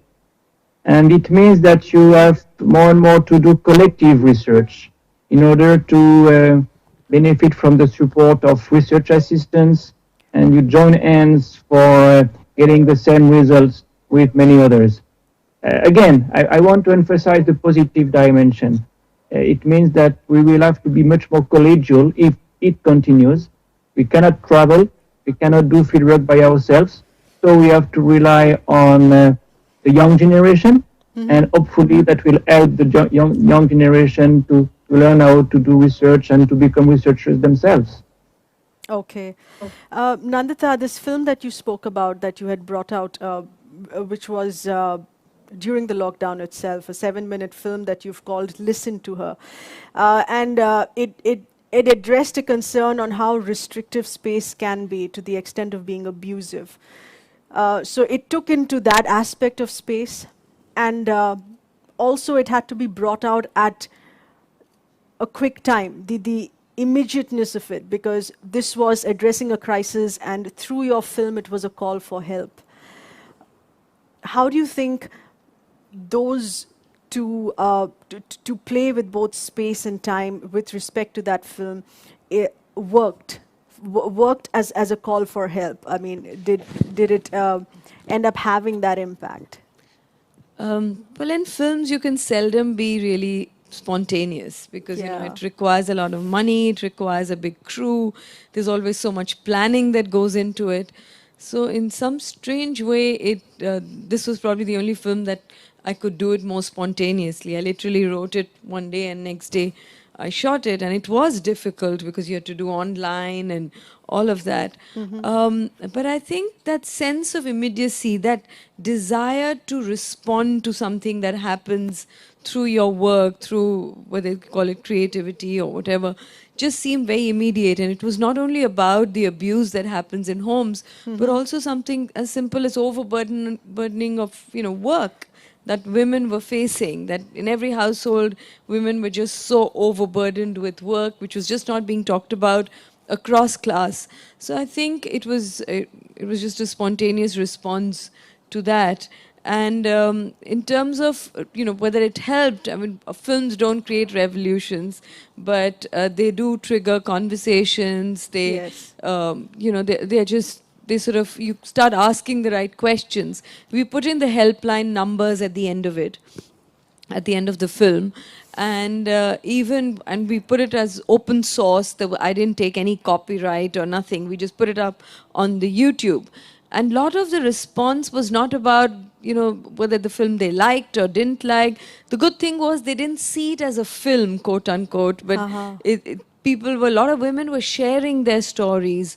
I started getting calls from various people via saying, do you know of any NGO in Kolkata? Do you know of an organization in Chennai? And then through my friends who are working in this space, I sort of collated all these numbers of 17 states in the country. And then we put it up on, on the net. So I think it's... art has a very different sort of a role where it's not so didactic, and it's not that you can just see the cause and effect. You cannot often measure it, quantitatively. But it has a way of kind of subliminally, or at least we want to believe, that it has a way of sort of subliminally going into your subconscious and hopefully impacting how you respond to things. Right. And the way we know that art matters is because often the conservatives, the orthodox, are threatened by it. That's why, a lot of the times people want to ban films or burn a book or pull down a painting, and world over. And why do they do that? Because at some level they know that it has an impact. So, but art has also been misused. Art has also been used for propaganda. So there's there's duality, and how you use these, in some ways, neutral things, whether it's the digital world or whether it's art or whether it's conversations. It's really, we are, I think, at a crossroad where we really have to ask ourselves that how are we going to use all of this? Are we going to do it for something more progressive, something that's going to be better for the humanity, or are we going to misuse it? I mean, really, I feel this pandemic can bring us closer, and it would be a huge missed opportunity. Your film was a if we healing don't. touch, I mean, it was a healing touch to many. Well, we tried, I mean, I do believe that every drop counts, and you just have to be at it. Right. William, this is, of course, with respect to you understanding both worlds, and in how you feel whether or not India can shape the future differently from Western countries. This is historically, as we have done before, and for today as well. Do we see that happening again? Well, I'm writing a book at the moment. My current project is on the influence of India in the ancient India in the early Middle Ages, the way that all these Indic ideas pour out, whether it's Buddhism going up China or Hinduism, Sanskrit dominating the entire area between Kandahar, Sanskrit Gandhara, or all the way to Singapore, Sanskrit Pura. This is, of course, stuff that Sanjeev Sanyal has also written wonderfully about in his book. And then the way that Indian mathematics and trigonometry and the number system, the decimal system, moves westwards, first to the Arab world and on into Islamic Spain, and then finally into Europe with Fibonacci. So if India had done it before, there's no reason at all that India can't transform the world again. The mathematical mindset which produced Aryabhatta and Brahmagupta is still very much on display, not only in Bangalore but in Silicon Valley. And yes, no, I'm an optimist for India. Whatever the political misgivings many of us may have at the moment, economically and in the long term, India can only rise like China has risen. And in the long term, one has to be a huge optimist for India. There's so much still to be done, still can be done, and China has shown the way. Okay. How a country which was lagging behind and poor can dominate the world in as little as 10 or 15 years. I mean, it's been an astonishing speed, China's rise to domination. There's no reason India, in the long run or medium term, can't do exactly the same. Mm-hmm. Okay.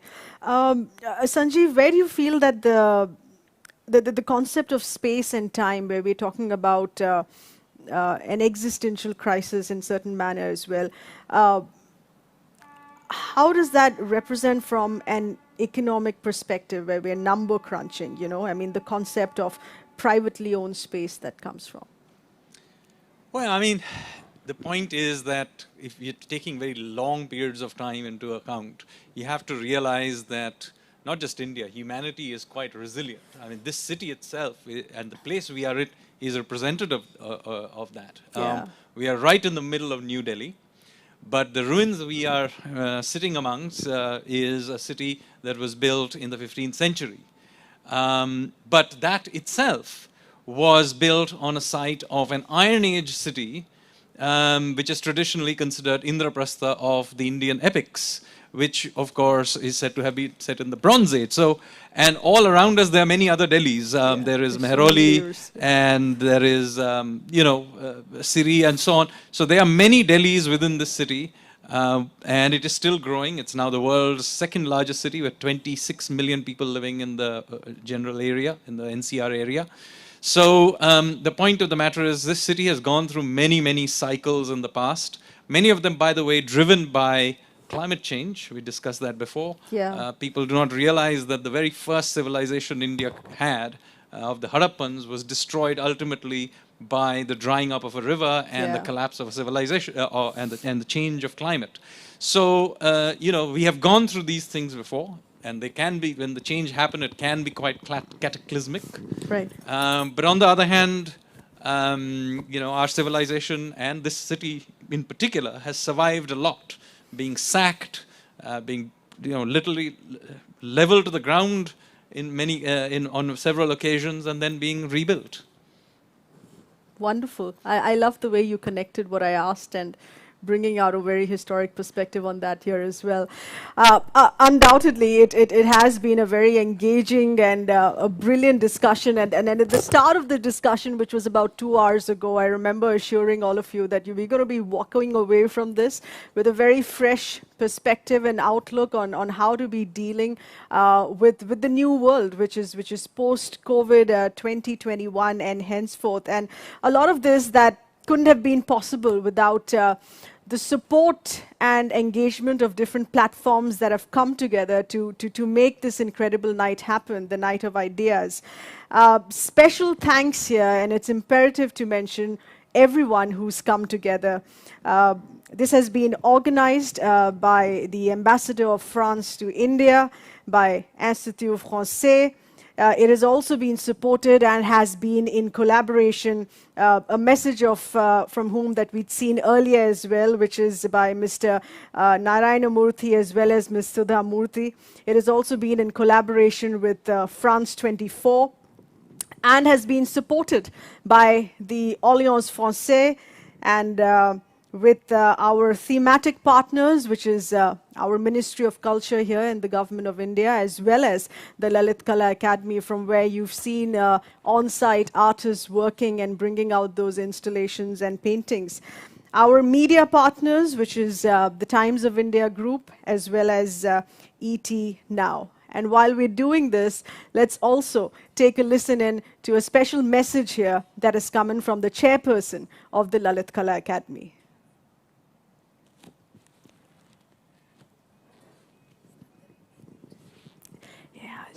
मित्रों, आज आपके सामने आने के लिए मुझे बहुत खुशी हो रही। भारत देश और फ्रांस एक साझा कार्यक्रम लेके आ रहे हैं। फ्रांस के तरफ से एक बहुचर्चित ऐसे स्टारों की दुनिया में कला विजन रखने वाले ऐसे स्टीफन बेरॉन, जो बहुचर्चित और बहुत सम्मानित ऐसे कलाकारों के डिस्प्ले, काम का डिस्प्ले, उनके विचार के कैसेट और खुद स्टीफन बेरॉन ऑन स्क्रीन आपके विचार से आपको अवगत कराएगा। ऑफ कोर्स ये साझा कार्यक्रम के अंतर्गत हमारे भारत देश की बहुचर्चित चित्रकार, हमारी गढ़ी की स्कॉलर नताशा सचदेवा भी आपके सामने अपने विचार से अलग करेगी। फ्रांस के राजदूत हमारे गढ़ी स्टूडियो में आए, हमारे गढ़ी स्टूडियो का आकलन किया, विद्यार्थियों के साथ चर्चा की, उनके काम देखे, डिस्कस देखा, हमने उनकी फिल्म उतारी और फाइनली बोले I am very happy, I would like to join with Lalit Kala Academy, this is the beautiful centre I have seen, he said. हम लोग आपके साथ में फ्रांस सरकार की तरफ से फ्रांस एम्बेसी साझा कार्यक्रम टाई अप कर रही। मैंने उनका स्वागत किया। Corona heavily disturb us, till today we are fighting, we will win.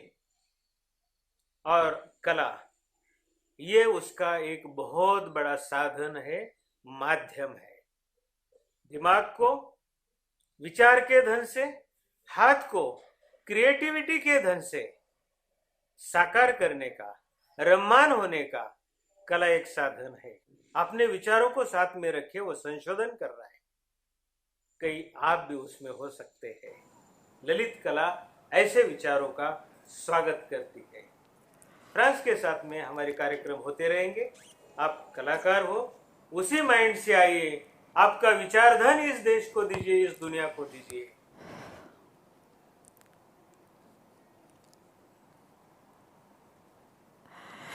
And on that note, a very special thank you to all of you being with us here tonight, our panelists who've been here with us, our audience here in India, and our global audience as well.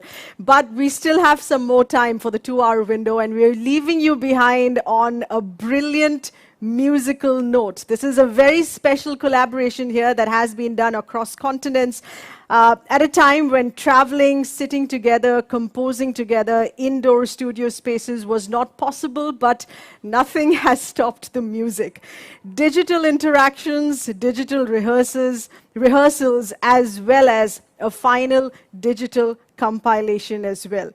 This is from the Nunatak band, which is in Paris, to percussionist B.C. Manjunath in Bengaluru. We're calling this Nunatak meets Kunnakol, where the Kunnakol, to help you understand this better, the Kunnakol are actually percussion syllables of Carnatic classical music. Enjoy.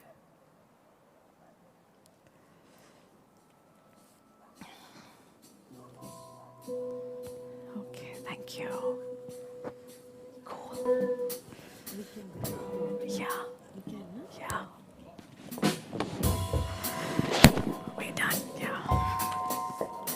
How is Jatenda doing? Yeah. Mashallah, awesome. I had spoken.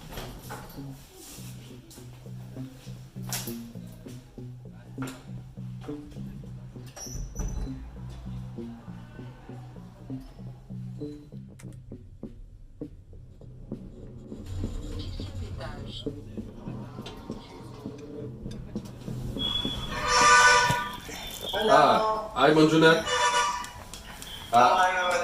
I can recognize the sound of India. You're in Bangalore? Yes, Bangalore. Yeah, I'm teaching mostly. Okay. Not. Online teaching or? Yeah. Yeah. But bad times for live music and for traveling? I didn't travel since February. Yes.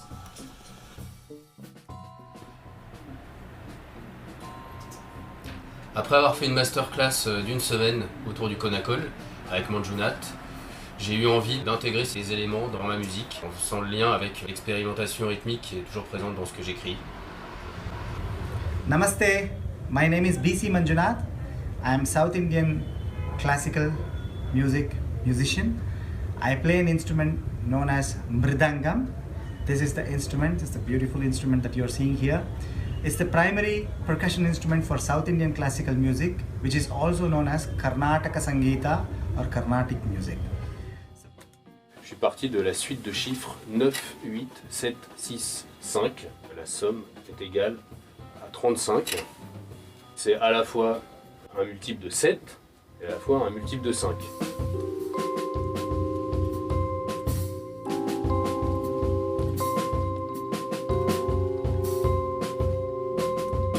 C'était quoi la main gauche?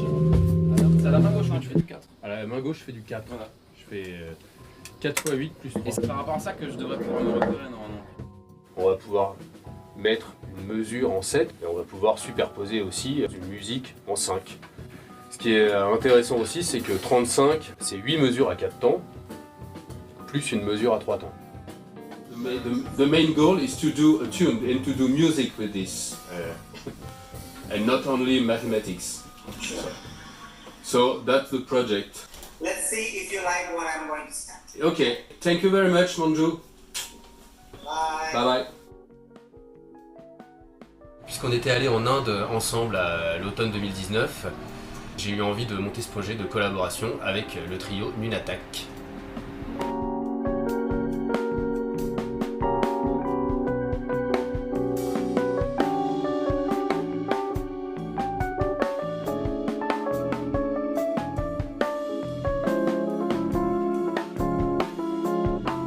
J'ai utilisé des éléments du Conacol qui m'avaient touché directement, comme les suites de chiffres ou les superpositions de métriques, pour en faire un morceau dans mon esthétique et avec le son du Rhodes que j'aime et que je travaille depuis pas mal d'années.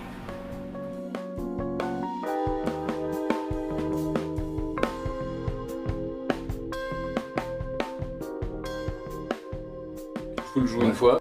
Takadina, tadigina, tom takadina, tadigina, tom takadimi, takadimi, tarikita, takita, tarikita, takita, kita, kita, tigina tom ta tigina tom takadina da digina tom takadina da digina tom takadimita kadimita rikita takita tarikita takita takita takita da tigina tom ta tigina tom ta tigina tom ta tigina tom ta tigina tom ta tigina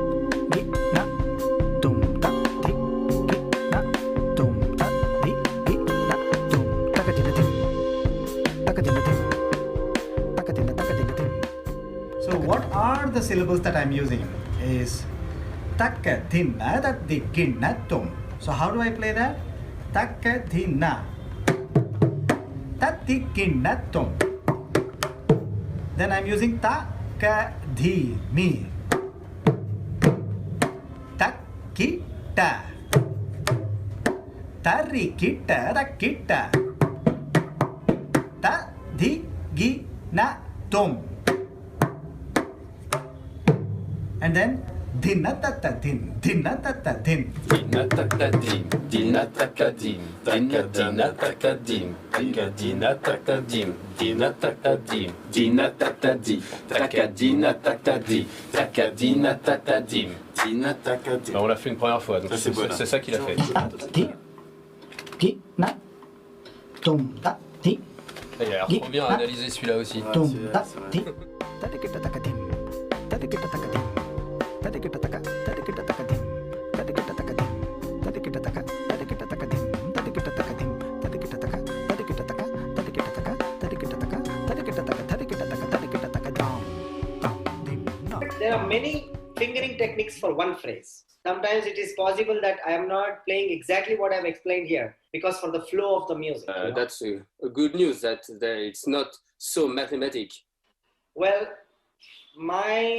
at this moment, I'm not really concentrating on the mathematics. Mathematics is only to begin with, and then everything is about logic to me, you know? Like it's a logical connection, and then everything is about the dynamics and the emotions in what I do. So mathematics is only to start.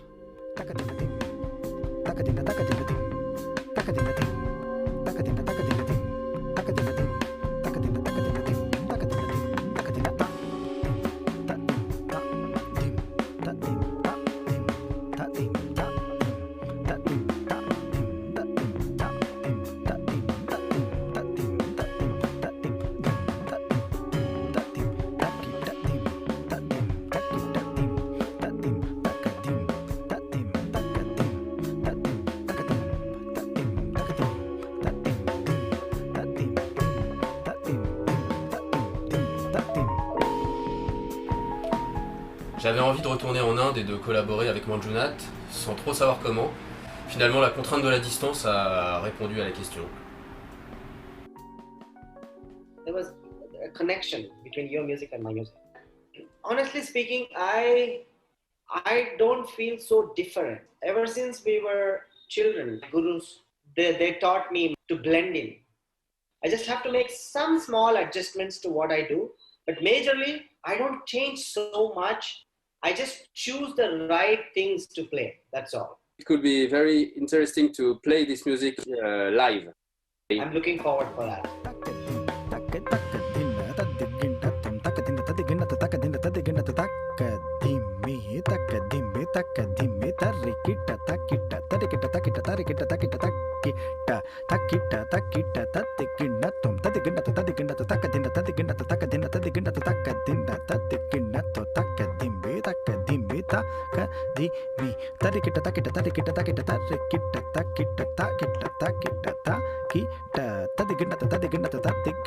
Kita